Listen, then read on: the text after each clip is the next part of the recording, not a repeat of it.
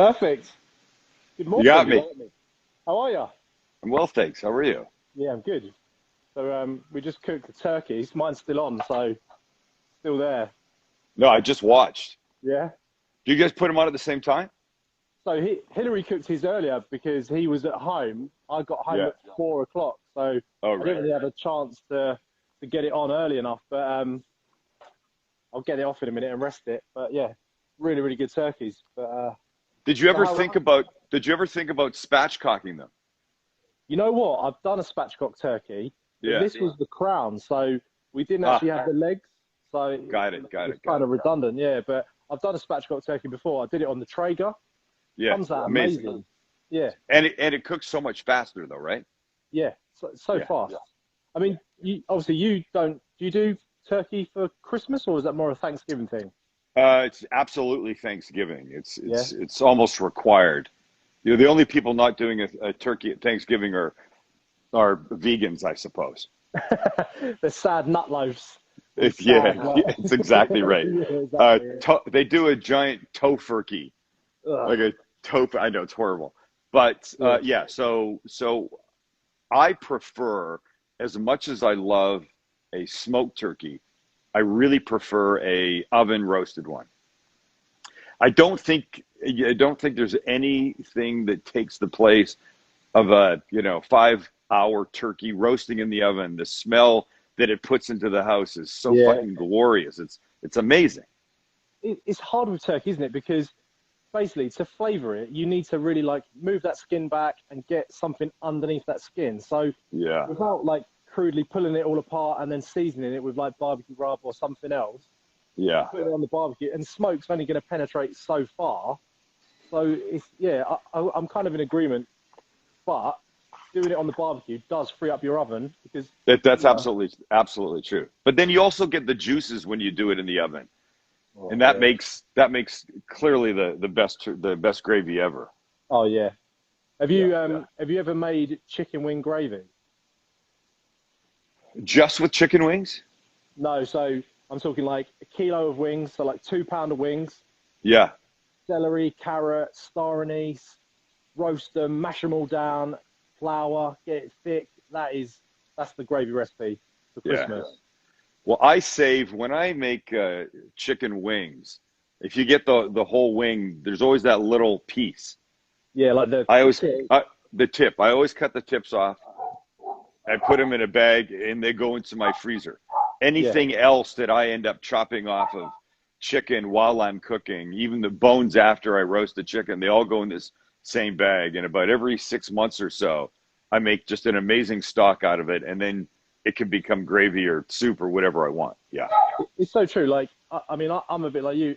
Everything we cook in the house, we don't like to waste. So bones from a chicken, fat from a beef joint, we roast and we render down and keep the potatoes, or anything you want to fry. And beef dripping it just takes it up that level, doesn't it? Yeah, I used to be a guy that's if somebody gave me a recipe and said make this, and it had, I don't know, it could have 200 ingredients in it. If the last ingredient was a pinch of cayenne, I didn't have that pinch of cayenne, I wouldn't make it. Right. I was also the same guy that when I had leftovers after eating them, meatloaf for a day or two, I would pitch it. I was done with it. I didn't want it the same way again. Well, all my thinking has clearly changed, and now dealing with leftovers and dealing with the random stuff that I find in my fridge is one of the greatest things that I can play with, on a weekly basis. And not meant to be a plug, but my next cookbook is absolutely 100% based on leftovers. You know what, though? It's such a great thing to use, leftovers. I heard I saw one of your videos. I can't remember which one it was, but you said about food tasting better the next day. I think it was maybe the shepherd's pie. Yeah. Such an agreement. I made a chili this week. So I did a beef rib chili, boneless beef rib, smoked, put into a chili, and it was in the slow cooker, so smoked it in the slow cooker overnight. The next day, had it, amazing. Made chili dogs out of it, even better. So some foods just the longer they're there, the better they taste. And as you say, absolutely. You know, like I've seen your pizza video you did, you know, leftover pizza, you've turned that into a dish that's like incredible. So yeah. So I say to people, you know, pick a day, and once a week, you don't open any new packages. Open the fridge, open the freezer. What random bits do you have left? And think about what you can turn that into. Almost anything can become a pizza, like you just said. Almost anything can become a breakfast frittata. I mean, the possibilities are endless. Sometimes you just need a little inspiration, but you also have to have the mindset that says, well, I've got a little bit of this left. I'm not going to throw it out. It's so true. I mean, you know, most people see the sell by date on a product, and if it's in their fridge and it's a day past it, they'll get rid of it, won't they? Whereas, you know, we are now using things a lot longer than we probably should do. But, you know, if you can tell the signs like it smells funny or it looks funny, then yeah, get rid of it. But things last a lot longer than they actually, you know, tell you in the supermarket. Yeah, it's like the gas gauge in a car. Just because it's reading E for empty doesn't necessarily mean the car's going to die right then. There's a built-in extra cushion of 5 or 10 miles or something. Yeah, I've done it. My gauge went to empty, and I did 3 more drives back and forth to work before I got petrol, and I was like, that's kind of fine enough for me. Yeah. So. But you know what it is? It's a mindset that people have to change themselves to thinking about. It really is. Yeah. It's so true. I mean, we're big advocates, especially in my house, of sort of buying in bulk. So where I live in London, we're lucky enough to be on the door to Smithfield Meat Market. So we will go down there and we will buy, you know, whole cuts, you know, so like a pork loin roast, and I will portion it off into chops, or we'll buy a 10 kilo of chicken and we'll bag it up into, you know, portions for the month and stuff. And it's just a different way of shopping. Like, needs a bit of pre-planning, but in the long run, it's a cheaper way of doing things. So, you know, is there anything like that where you are?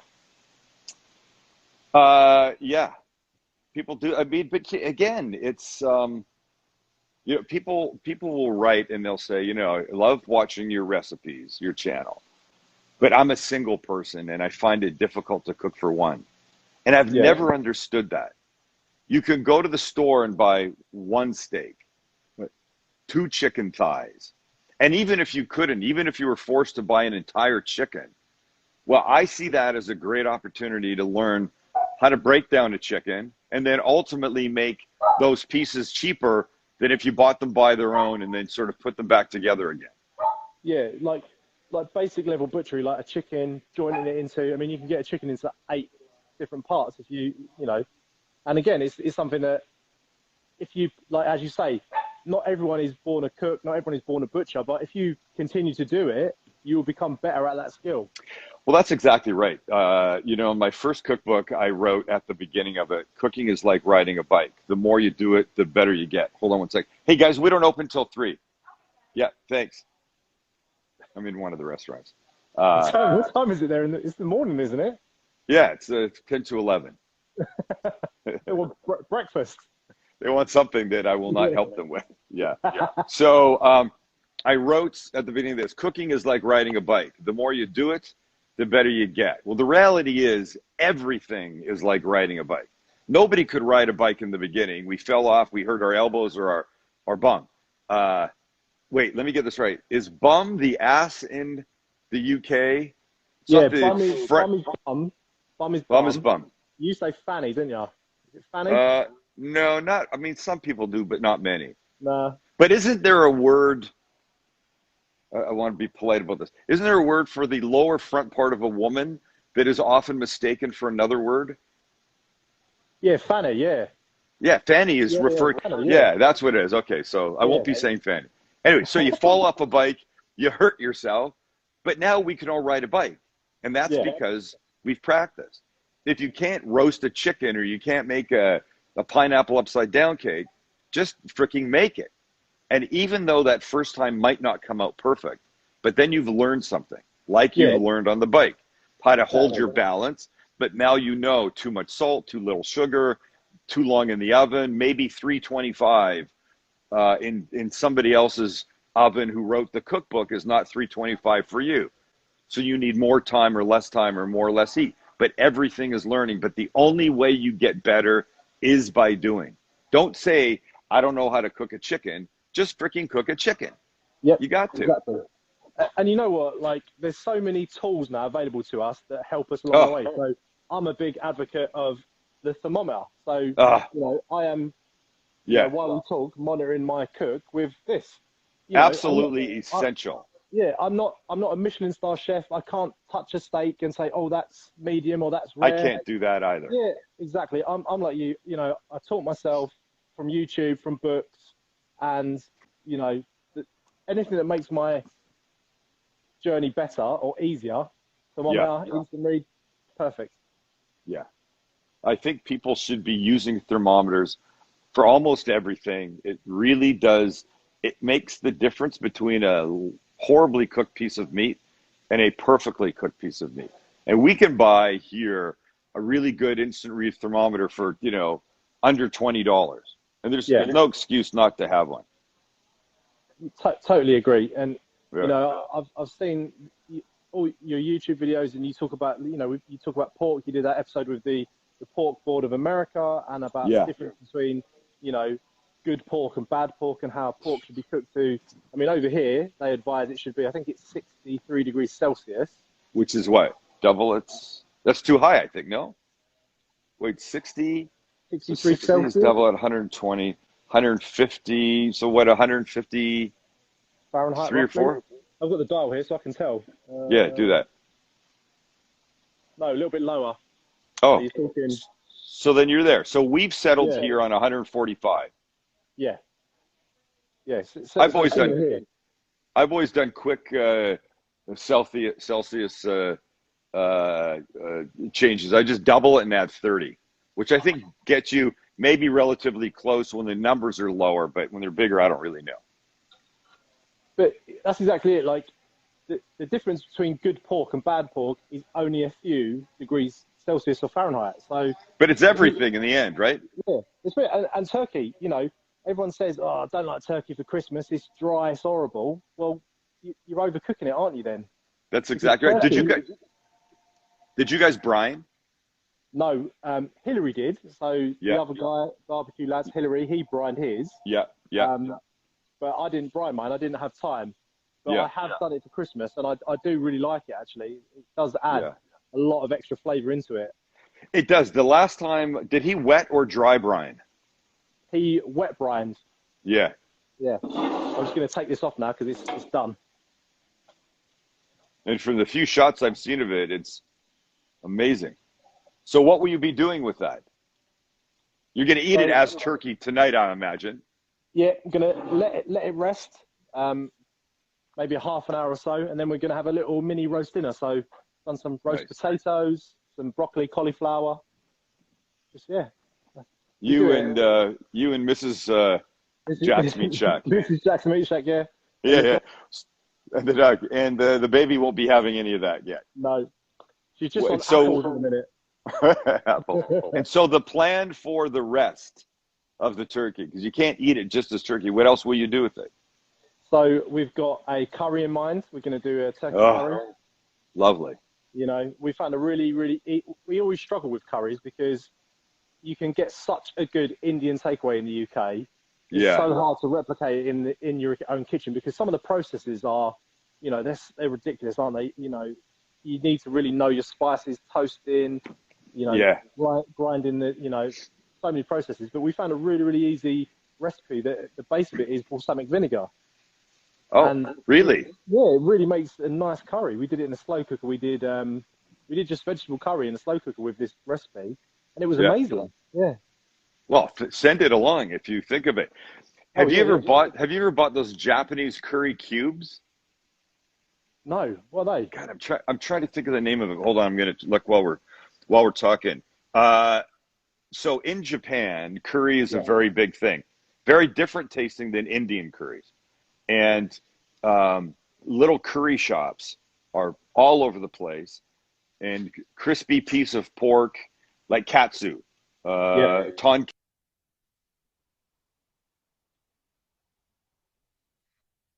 But there's a very simple curry, hold on, Japanese curry cube that we can buy in stores here. It's called golden curry. Here's a picture. I'm sure you have it there. And I always have a pack of these. Stand by. Let me show you. If you can see that. Okay. You should look for that. Yeah. You got to look for that, because that will change your life. When you want a curry, it's literally, Jack, as simple as boiling some water with vegetables in, throwing one of those cubes in, it thickens everything up. Then you put some meat in, and then you put it over rice, and it's life-changing. It is so good. Yeah. I'll send you that link when we're done. Yeah, I will do. Because Amazon now, you can get pretty much everything. And of course. Yeah, and we come out to the States most years, so obviously this year's been a little bit different because of COVID. But I'll tell you what, I used something the other day. There's a place in the UK called the Mexican Grocer, and they import a lot of Mexican ingredients. And they sent me some, I want to say it's called anchocote paste. Oh, anchote. Anchote. Very good. Not the word. Not the word. And that's what I made the chili out of. And I tell you what, yeah, amazing. So good. Yeah. I got a recipe I'll send you for something to do with that. That's fantastic. Yeah, because I've got half the block left, and it says you can smear it on meat, and that's great. do all sorts of things with it. Yeah.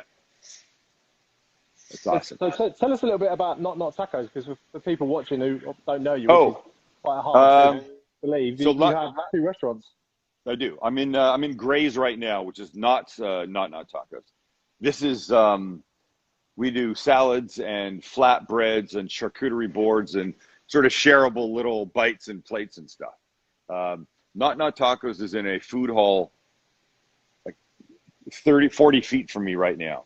We're in this open piazza here in Little Italy in San Diego. I'll actually walk out at the end of this and show you. But it started because I had an idea about a taco shop not based on Mexican tacos, and appreciate the fact that from where I'm sitting right now in downtown San Diego, with no traffic, it's 20 minutes to the Mexican border. And then on the other side is best Mexican food in the world. But because we're so close, because San Diego has such a significant Hispanic population, the Mexican food here, I think, is some of the best in the country. Right. We've got amazing Mexican cooks and chefs up here. But that means that it's freaking everywhere. And little tiny taco shops, which would give you maybe some of the best Mexican food you've ever had, are everywhere. So I didn't think it was necessary to compete by making carne asada and pollo and carnitas and stuff like that. So my tacos are all based on the kinds of things that I like to eat that are not Mexican. So our number one selling taco since the day we opened is Korean short rib. Right. It's amazing. It's got the Korean gochujang paste in it that we mix with a couple other things. It's really good. Asian salmon cheeseburger tastes exactly like a cheeseburger. We put crispy onions on it and spicy cheese sauce. We have a pulled pork with macaroni and cheese on top of it. It gets a line of sriracha and some green onion. We have a mashed potato taco. One of the greatest, simplest things ever that you should make whenever we entertain, which clearly we haven't done for 6 months or so. Yeah. Mashed potato tacos are always are one of the first things we serve on small street-sized tortillas because they make an amazing appetizer. We always start with margaritas. It's just a very fun way to start. We have a lamb taco that's just and margaritas, imagine, in this town are pretty damn good. In fact, I think my recipe is very good too. Anyway, so it's that kind of stuff. And the name came because when we were just starting the idea and talking about it, people would say, well, wait a minute, you don't have carnitas or carne asada or any of that stuff. Are they tacos? And I would say, well, they're not tacos. I mean, what's it take to make a sandwich? 2 pieces of bread. Doesn't matter what goes in it. If you put mashed potatoes or jellied eels in 2 pieces of bread, it's still a sandwich, right? We call it fusion out here. That's what we describe things as. But it's still a sandwich. Yeah, sure. Anything in a tortilla to me is a taco. Yeah. And we have been welcomed with open arms. We had one Yelp review. A woman said we were making a mockery of the Mexican people by not serving Mexican-inspired tacos. You can't please everyone, can you, Sam? It's unbelievable. It really is. Really is. So don't even try to please everyone. You do your best. You serve the... Look, you're a cop. You understand it. There's going to be people there's going to be people you could save their child's life by drowning, and they would still be, they would have an issue with you. It's like you've been following me around for the whole life. Look, I've shot a bunch of shows at fire departments. I've gone to fire departments with no cameras to cook for them because I'm a fan of firemen. I'm a fan of cops. I'm a fan of the military. The firemen park right outside on the street by us, and they walk to a coffee shop. And I've said to them before, and I know them, next time it's lunch, come, let me buy you lunch here. And they go, oh, we couldn't do that. I go, no, I appreciate you being humble. They go, no, we really can't do that.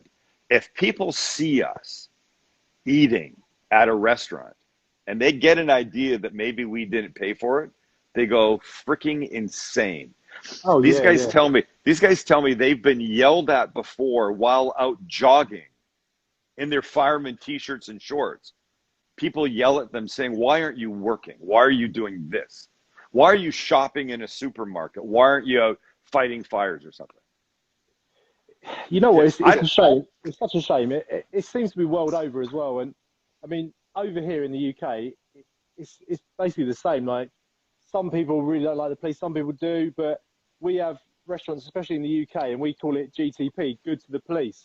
And they're the sort of places that you always know they're the place because you'll have like 10 cars outside for breakfast. And it's a shame because policing should be about community, and obviously, you know, where you are, that's your local community, Little Italy, you know the firemen, and it should be a case of why not? If you want to, treat them to lunch or a free coffee or whatever, why not? Look, these are the people that when there's trouble, they run into it. While all the rest of us, I mean, present company accepted, but the rest of us would generally run away from a fire, run away from what sounded like a gunshot, run away from a fight. These are the people that are there to help protect and serve. And the fact that people look at them and they have an issue, it's unbelievable in my mind. Yeah. It's crazy. But you're right, you can't please everyone. And you shouldn't even try, because you're just gonna lose and be disappointed. Yeah, exactly that. But you know what? We're giving the general public a bad name. That, for every one bad person I meet, 10 people I do meet. Absolutely. Yeah. You can't always complain. And I've had some great moments. I've been doing what I do now for 10 years almost, and it's the best job I've ever had. Basically, it's every day is different. We've got to say never a dull day. That is the saying, because every day is so different from the next. I'm pretty certain. Certain it is. Yeah. So what's next for YouTube then? Obviously, you've got to 2 million subscribers this year, which is massive.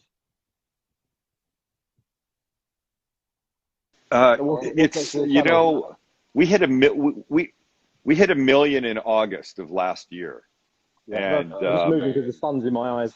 Okay. There you go. We hit a million in August of last year and 2 million a couple months ago. And I mean, we're still shocked by it. Never take a second of it for granted, because that would be foolish. We're so appreciative of the people that watch and support and tell their friends and stuff like that. It's madness. But the best thing that comes out of it for me is when somebody comes up and they'll say, you taught me how to cook. I cook because of watching you. And I go, you cook because of watching my stupidity? And they go, yeah, but that's one of the things that works for many people, because I preach a theory, a style of no hard and fast rules. Just get in, as you guys would say, just muck about. You're never going to get anywhere unless you start and get your hands dirty a little bit. So, and mistakes are not just okay, but you should expect them. Oh, and that's the thing. I think people watch me burn myself or cut myself or drop something and pick it back up and carry on. And they will say, you make me feel like it's okay to make mistakes. And of course it is. It always was.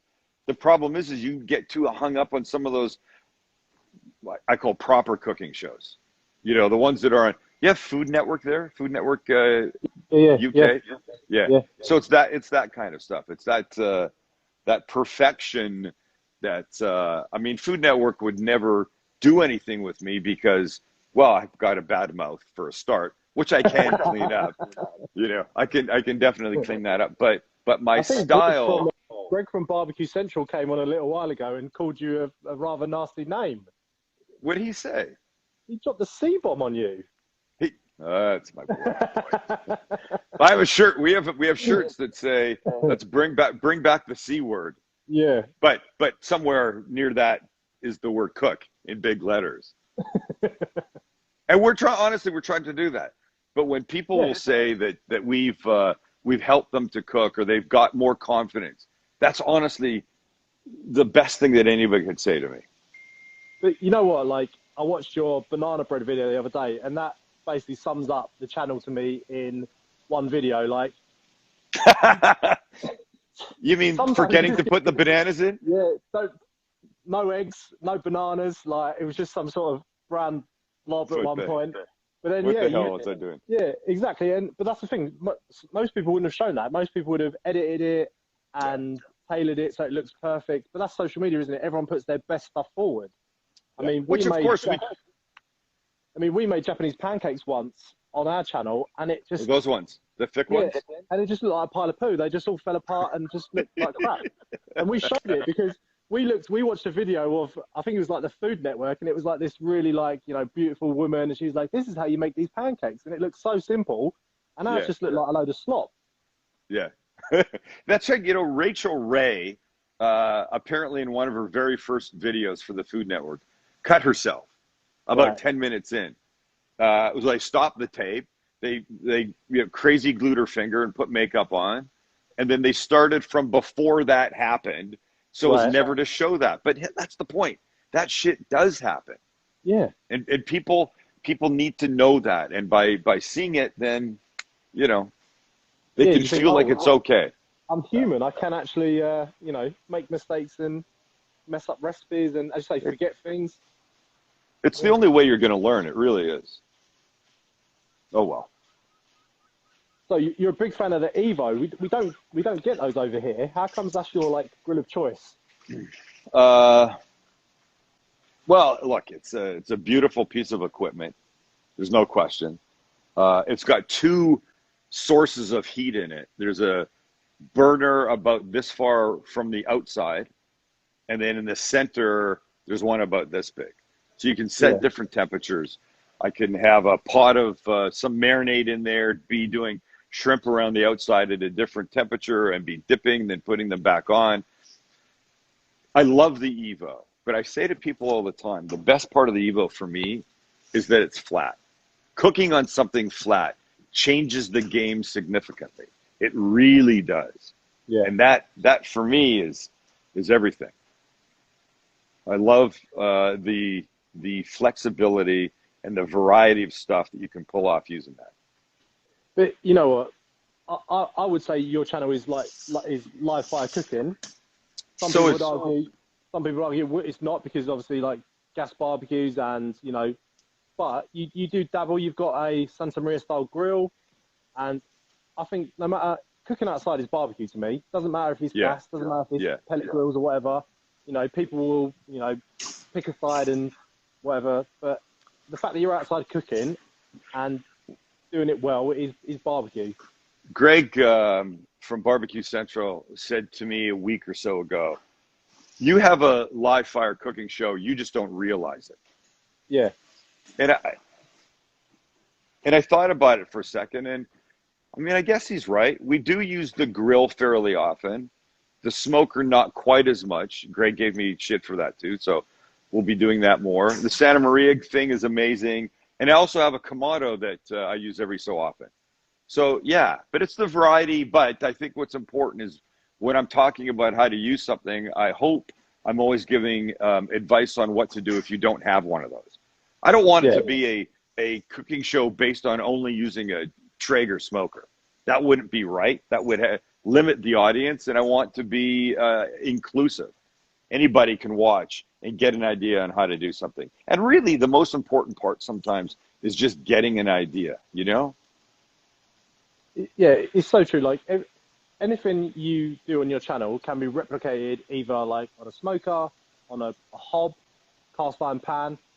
It's, you know, it's so inclusive, and that's why I think people gravitate towards it. You know, we very much found your channel last year, and you know, we watch it for you because obviously you're easy to watch. You're, you know, great personality, and you're funny. You know, it's so people watch things to learn, but when the host is engaging and you know he's got a personality, you know, the banter you have with Chase and I can't remember your other son's name, but Max and Chase, yeah, it's fun. It just makes it, doesn't it?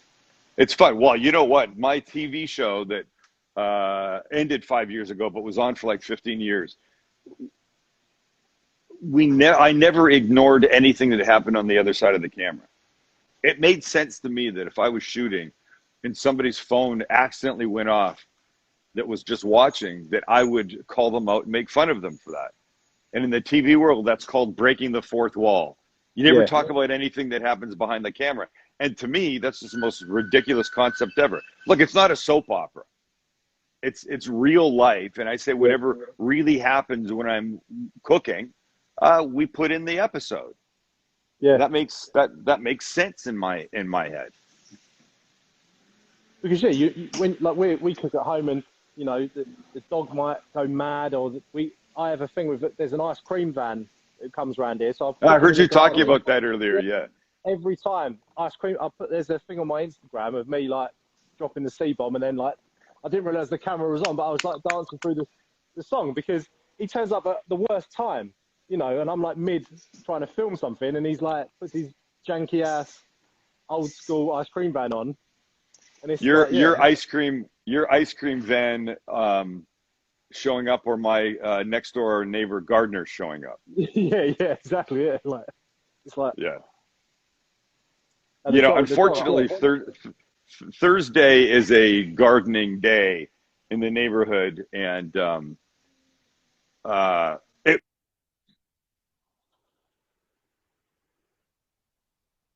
and lessen the gardener interference, but we just power through it. It's fine. So, any more plans to travel? I know you've been to the UK, and you've done the food tour of the UK. Controversial, mate, that breakfast. Controversial. I know. I was I was not saying this was the only full English breakfast you should have. And forget the price. Never mind what the price was. Well, we did last year. We did Japan. We did Tokyo and Osaka. We went for a week, and we got 4 shows out of it. We did top 10 things to eat in Tokyo, like we did in London. We did a fast food show. We did a 7-Eleven show. We did a street food in Osaka, and it was really fun. And I don't know what's next because I don't know where we can ever go again. Right now, certainly nowhere. Yeah, so true. Can't go anywhere. I'd love to go. We have a fun idea about a semi-localized trip, interesting way that we're working on. Yeah, I think we're going to pull it off, and it will be next. We'll shoot it next month, and then start airing it at the end of September. Wicked. Yeah. But we're not talking because lockdown is you know, as I said, we would come out to you in America. We come out most years, but this year it's you know, Yeah. It's not happened because of COVID. So No, I hear you. yeah. I hear you. Well, let me give you a quick look at where I am, and then I'm going to Yeah. jump because it's a shoot day for I me. was So going to let say me see if I you're can. shooting, aren't you? Yeah, let me see if I can. I'm just going where the sun isn't beaming in my face. Got it. No sweat. So this Yeah. is Gray's, and you can see. I mean, there's boxes because it's early morning. There's Sam Hey Sam. waving. So here's it, and then this is. You can see it's all a mess because all the furniture's inside because we can't have people in here. So, but So is out it here, just outdoor dining at the minute? No eating in. yeah, only outside, and we'll have Right. tables set up. Tables will be set up all in here. You can see there's the fire pit here, but it's piazza that we're on. And here's this big fountain. Over there is the Little Italy food hall, not tacos. We'll take a quick walk in there and see there's a FedEx truck down there, and you won't be able to see it, but on the other side of the FedEx truck, 2 blocks, is ocean. Hold on. I don't know if you can see it. Way out there. Right there is ocean. So it's a pretty Beautiful. spot. And one restaurant I mean, there. I've only been to San Diego once, and it was amazing. There. Say it again. I said we've only been to San Diego once, and it was amazing. We went to you've got like a battleship out there. We visited that. We did the farmers market. We tried some mead in the farmers market. Amazing. Oh, do I have you? Yeah, that's right here. Is that the menu there? Oh. Yeah. I say I definitely have the bit of everything. What's it called? The Sam selections. You know, you do the choice of all your tacos in one. Yeah, yeah. Thank you. I'll come back in a second. Yeah. Look at that. You like a bank robber? I did. I was going to say, do you get recognised a lot now? You're like a YouTube sensation. Every single day, many times a day. Yeah. Yeah, and it's I'm thankful for it, and I'm happy for it, and it's a good thing because people are very nice. People, let me get back to my safety and security of my little corner over here. People are great. You know, they just want to come up and say hello and talk about food and what they've made or ideas, and it's just a really wonderful thing. Yeah. Just inside my kitchen now because my battery was low. So. Oh, I gotcha. Yeah. Show my little bar. Nice. Yeah. A few little beers for later. Perfect. That's great. I enjoy watching you guys. I like the idea of 2 people cooking the same thing at the same time. You know what? It was something we just it just happened over lockdown. Hillary and I, we met through Instagram. Obviously, his account is massive. He's got like one of these how do you describe it? Like a Claters account where he just puts the best food from all around the world, barbecue on his account. And, we realized that we both lived in London. So we met up for a beer. And then from that, we started to go to restaurants. And yeah, we've, been friends ever since. And when lockdown happened, we realized we weren't going to see each other for a while. And going live was kind of becoming a bit of a thing in the UK. Like everyone seems to be doing it, cooking and, showing people how to cook. And I said to him, look, let's go live. Like, let's just do it. And the wife, she was like, just do it. Just like set a date and do it. And we did. And we did it one Thursday. We went live. We cooked, I think, chicken wings or something, something pretty simple. And we just had a beer and chatted and that was it. And then from that, I think 14 weeks on, we've had some great stuff. We've done oysters.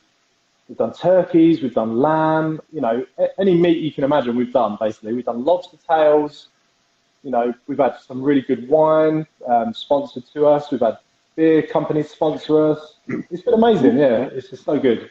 We shot yesterday a cut of beef called picanha. Do you know it? Oh, yeah, love picanha, yeah. Did you do it whole or did you cut it into steaks? I did it whole. This way. I did it whole, and then I turned it into a great sandwich.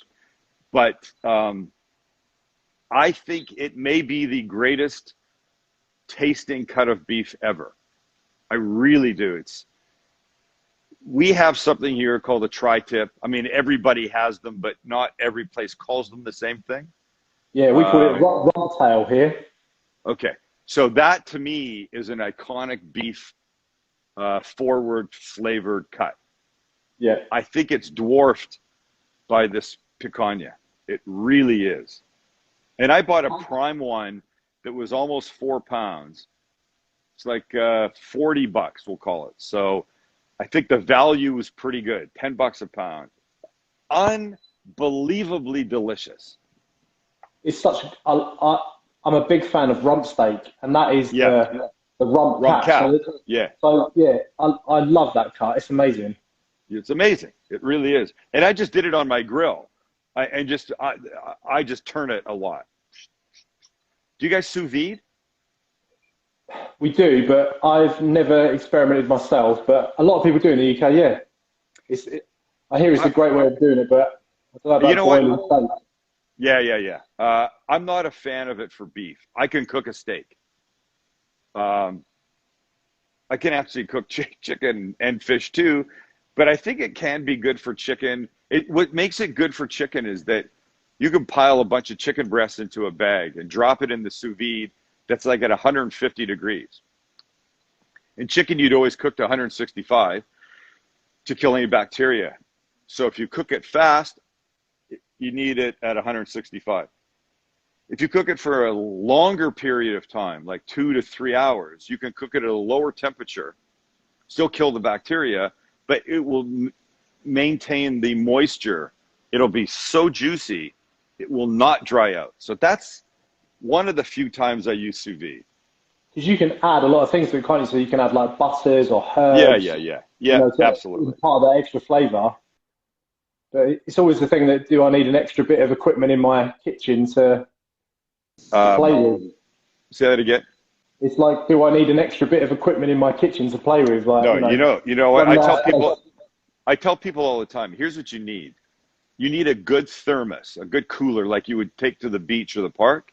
Yes, because people forget that keeps things cold, but also keep things hot.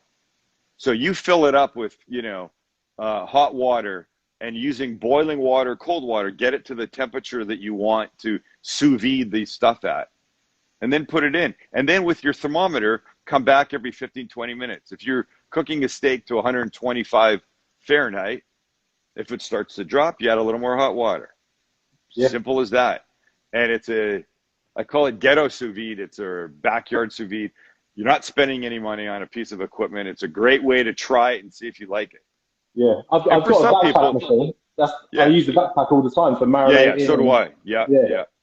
But my wife, if I cook a steak in there, I haven't for a couple of years. She calls it water steak. And she says she knows, even though it's not directly in the water, it's in a vacuum pack. You can tell. She still says, I don't like this. I don't want it. So I was going to say to you, have you tried, whenever we come out to America, our friends always get us tri-tip, and they call it the Cardiff crack. Cardiff crack. Yeah. It's from a supermarket a half an hour north of me. Right. Yeah. To me, that's the best. I think the crack part of that. I think the crack part of that is mostly red wine. Yeah, because it's marinated. Tumbled, isn't it? Tumbled. Yeah, and marinated in so it's massaged a little bit, and then there's a lot of red wine as the base of whatever else it's in. I know people here go fucking crazy for it. Crazy. Yeah. We did. Do you know Stater Brothers in California?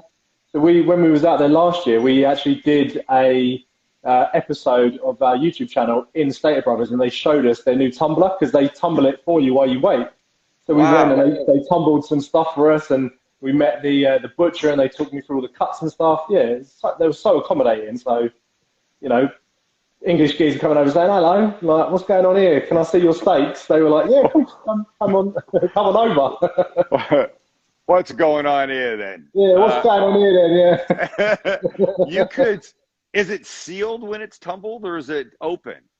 No, it's sealed. So it's like a drum, and they put like a pressure valve in the drum, suck out all the air with the marinade in it, and tumble it for like 20 minutes. So you're saying we could take a steak. Let me think about this. Put it in a wine-based marinade, vacuum seal it, and then throw that in my dryer, my clothes dryer. Yeah. Without heat. Without heat, yeah, and tumble it. Wow. Or hand turn it maybe. I think I'm gonna try that. That's an episode, yeah, right there, yeah. It sounds like an episode, doesn't it? Yeah. I don't want to see you with like no fingers or what, you know what I mean? Be like that English kid is telling me to do it. I'll be like, no. Oh God! All right, Jack. It's been amazing. Yeah. Thank you very much. And I appreciate you. Yeah, thanks. I appreciate you having me on. Maybe what you need to do this. Why don't you do a cook along? Advertise what you're going to cook one day, like a week in advance. Tell everybody. And then people can do it and cook while you guys do it. So maybe not like a turkey that you started before, but maybe something that would take a half hour, an hour. You could just do it all right then, and people could watch you and cook with you guys. Yeah, I mean, next week we've got chicken breasts and rump steaks. So, definitely. Yeah. Yeah. It's great. And then again, people ask questions as they go. Hey, wait a minute. Did you say a quarter cup, or how do I cut that? That kind of thing. Yeah. But we can always pre-advertise what we're going to do. And if they want to follow along, this is a list of stuff you need. That's what I'm saying. Yeah. Yeah. That's my point. Yeah. Wicked. All right, man. Let's do it. I want to see that tumbled steak though, next video. I'm going to start working on that today. Yeah. It's a hilarious idea. All right, Sam. Thank you very much for coming on and chatting. It's been amazing. Thank you very much. Thank you. Say hello to Mrs. Jack's Meat Shack and the wee one, and enjoy that turkey. Will do, mate. You have a good day, and I'll speak to you soon. Thanks. See ya. Yeah.